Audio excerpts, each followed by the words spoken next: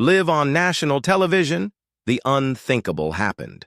Representative Nancy Pelosi, eyes lit with fury, took to the microphone and called for the imprisonment of President Donald J. Trump. Not impeachment. Prison. Her voice thundered across the studio. He's dismantled democracy, bankrupted this nation, and shredded every advancement under President Biden.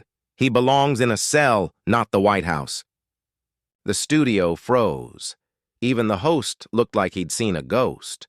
Producers in the back whispered into headsets. Cameramen adjusted focus. The audience, tensely packed into the room, didn't move. Then, millions at home heard the words ripple. Through televisions, radios, social feeds. Backstage, Trump stood motionless, arms crossed, watching it unfold. No reaction. No grimace. He turned quietly to an aide and said just 5 words. "Bring me the microphone. Now." The atmosphere shifted like a storm front crashing into a still valley. Across homes, office lounges, fire stations, the question echoed, did Pelosi just demand jail time on live TV? But no one was prepared for what came next. Trump walked on stage. Not smiling, not waving, not acknowledging applause. His presence alone silenced the murmurs. The host stuttered out a welcome, clearly shaken. But Trump wasn't interested in courtesies. He leaned into the microphone and, in a calm, unflinching voice, began. 6 months. That's how long I've been in office. And in that short time, I've done more for this nation than Biden did in 4 years. You, Nancy, you helped burn the place down. Pelosi blinked. Her lips parted, but no sound emerged. Trump continued. You dare accuse me of bankrupting the country? Let's talk about the billions you flushed into fake projects. Let's talk about the borders you tore down and the criminals you welcomed in, only to call it compassion. And now you want me in prison? Each word hit like a freight train. The audience barely breathed. Social media feeds exploded. And then Trump's tone changed. Not louder, but deeper, sharper, more personal. You're not angry because I failed, he said. You're angry because I exposed you, because I'm dismantling the illusions you sold the American people for decades. Pelosi sat frozen. Her hands clenched tight, her knuckles white. Trump pressed forward. You funneled billions to foreign nations while veterans slept in their cars. You gave illegal immigrants health care, housing, even voting rights, while mothers in Michigan begged for formula. And now, you want to throw me in prison? For fighting for the people you forgot? Gasps swept through the audience. A young mother in the second row held her child closer. Trump turned toward her, then back to Pelosi. You should feel ashamed. And for the first time, she looked it. Her eyes dropped, her posture wilted. Then, without fanfare, Trump reached into his coat and pulled out a folder. Heavy, marked, labeled in bold, unaccounted federal disbursements, 2023. He opened it slowly. $4.2 billion, he read, allocated for a clean energy plant in Arizona. The land, empty desert. He flipped the page. $6.6 billion for youth rehab in Chicago. Not a single facility built. Another page. $7.9 billion. Immigration. Reform, supposedly. Turned out to be a fraud ring churning out documents to rig voter rolls. He looked directly at the host. All of this, authorized by Nancy Pelosi. Her signature is right here. The camera zoomed in. Pelosi's hands trembled. She said nothing. Suddenly, a call was patched in live, unscripted. A woman sobbing on the other end.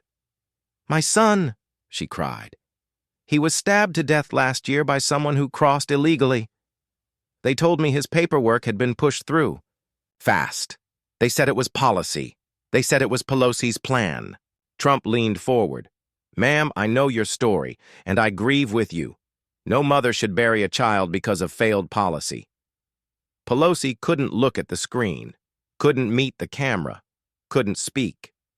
Trump turned to the audience. This is why I fight. Not for ratings, not for headlines, for them, for you, for people who were forgotten while Nancy and her friends traded favors behind closed doors. Tears streamed down the cheeks of an elderly veteran. A Marine in the Yazzie backstood and saluted silently, and then Trump did something unexpected. He walked to the front row and sat beside a retired soldier, homeless for 2 years. "You call this a performance," Trump said, turning toward Pelosi. "I call this leadership, real leadership. Sitting with the people who feel the consequences of your decisions." Pelosi tried to interrupt. "This is just politics," she said weakly. Trump raised his hand. "You passed policies that endangered children, that weakened our military, that emboldened cartels. Now you're upset because I exposed the receipts." Then a boy stood up. He clutched a folded American flag. His father had died patrolling the border. His eyes locked with Trump's. No words, just pain. Trump nodded solemnly, a silent promise of justice. Back at the podium, he opened a second folder, this time a map, covered in red pins. "Every pin," he said, "marks a promised project that never happened, jobs that were never created, homes that were never built, dreams that were sold and shattered." He looked to the camera one last time. "You wanted a debate, Nancy? This isn't politics anymore. This is accountability, and the American people just saw who you really are." The room fell into complete silence, not out of fear, but revelation. For the first time in years, the political charade had been broken, and the truth stood at center stage. "Do you know who authorized all these ghost projects?" Trump asked, voice cutting through the silence like a blade. He flipped the page in his binder with emphasis. "Nancy Pelosi," repeatedly. No follow-up oversight, no accountability, just signatures and silence. Pelosi sat frozen, lips pressed thin. She shook her head, but said nothing. Her silence roared louder than any denial. "You accuse me of destroying America," Trump continued, eyes locked on her. "But it was you who sold it piece by piece behind closed doors. I'm just pulling back the curtain." There was no applause, just stillness, shock. The moment pierced deeper than politics. Viewers at home weren't thinking of party lines. They were thinking about crumbling roads, broken schools, and boarded-up businesses in their own hometowns. Producers hovered over the commercial button, but didn't dare press it. Something real was happening, something unspinnable. Then Trump dropped a grenade. "You want me imprisoned, Nancy? Because I'm shutting off your money supply." His voice lowered. "No more slush funds, no more fake budgets, no more ghost towns propped up by fake promises. I'm cutting the cord, and you can't stand it." He looked into the lens. "I'll go to prison before I betray this country the way you have." The entire studio gasped. Pelosi opened her mouth. Nothing came out. Not a word. And then, without warning, the camera caught a tear sliding down her cheek.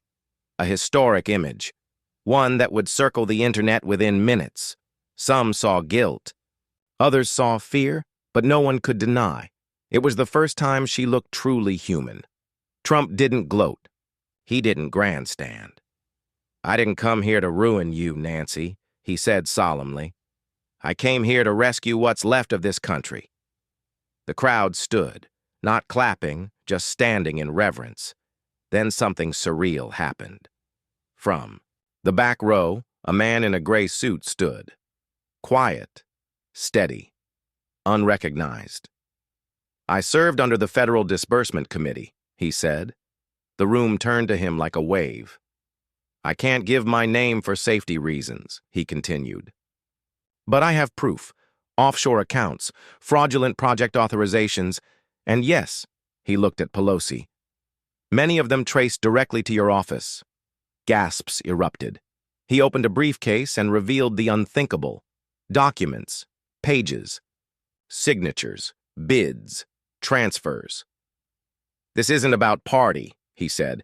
"This is about saving democracy." Trump didn't interrupt. He let it breathe. The audience leaned in.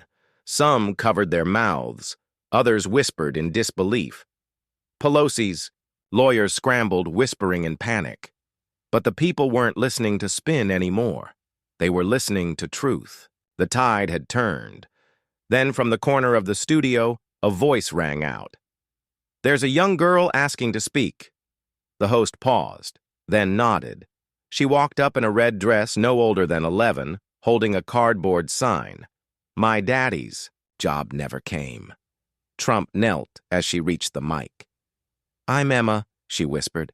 "We were told they'd build a factory. My daddy waited. He stayed hopeful, but nothing ever came. And then he died. We lost everything." The room shattered. Pelosi turned away. Trump's jaw tightened. "Is it true?" she asked. "Were they lying to us?" He looked down at her, eyes glassy. "Yes, sweetheart. They were." "Are you fixing it now?" she asked. He nodded slowly. "I promise I am." She hugged him, whispered something in his ear. "Don't ever stop fighting for us." The camera caught everything. Tears streamed down Trump's face. A hardened president, undone by compassion. For once, he wasn't a politician. He was a protector. When Emma sat down, still clutching her sign, millions across the country cried with her. Trump faced the camera again. "Emma's story isn't rare. It's everywhere. Small towns lied to, promises broken while Washington elites funneled money to vapor." He turned to Pelosi. "What do you say to her?" Pelosi looked up. Broken, smeared makeup, vacant eyes. No script could rescue her now. No statement could undo what had just unfolded. Some said that moment ended her career. Others believed it started a national awakening. Then Trump began reading, quietly, steadily. "In 6 months, we've reopened 34 factories. We cut taxes for small businesses. We restored benefits to over 90,000 neglected veterans. We deported 3.2 million violent criminals. We halted $12 billion in foreign waste and reinvested it in American schools and hospitals." The audience didn't cheer. They listened, rapt. Even Pelosi's own aides avoided her gaze. "I didn't do these things to brag," Trump said. "I did them because past leaders had years to act and chose themselves instead." People stood, slowly, not in protest or celebration, but in acknowledgement. Trump wasn't campaigning. He was confessing a country's truth. Then he pulled out a note. A nurse in Ohio had handed it to him. "I hated you once. I blamed you for everything. But when you visited our hospital, you didn't just speak. You listened. You cried with us. You gave us more than promises. You gave us hope." He folded the letter gently and placed it back. "I didn't mean to make anyone cry," Trump said softly. "But truth deserves a voice." The audience wept, openly. So did millions watching. This wasn't politics anymore. This was healing. Pelosi sat stiff, her legacy unraveling in silence. Trump stepped toward her, his tone calm. "I never hated you, Nancy, but you stopped serving people long ago. You built walls to protect D.C. and forgot the people you were elected to serve." Placed a folder between them. "Inside are names of contractors tied to your office, billions paid for projects that never existed, in towns wrecked by crime, in communities crying for help. I'm not asking you to answer to me. I'm asking you to answer to them." She stared at the folder, didn't touch it. Then she slowly rose, unmiked herself, and stood face to face with Trump. "I don't like you personally," she began, "but tonight, you spoke the truth." The room froze. "You revealed what we tried to bury, wasted funds, broken families, destroyed trust, and I was part of it." Her voice cracked. "Maybe I do deserve to lose my legacy, but I accept that. Now I am deeply sorry." She turned to the audience. "I'm remorseful, truly." Silence. The deepest kind. Then Trump stepped forward and extended his hand. She paused, then accepted it. And in that single handshake, the country took a breath. If this moment stirred your soul, if you felt truth pierce through all the noise, Hit that like button, subscribe for more real stories, and drop a comment telling us what moment hit you hardest. Join our channel for exclusive content and behind-the-scenes coverage. Thank you for standing with us. God bless you. And God bless the United States of America.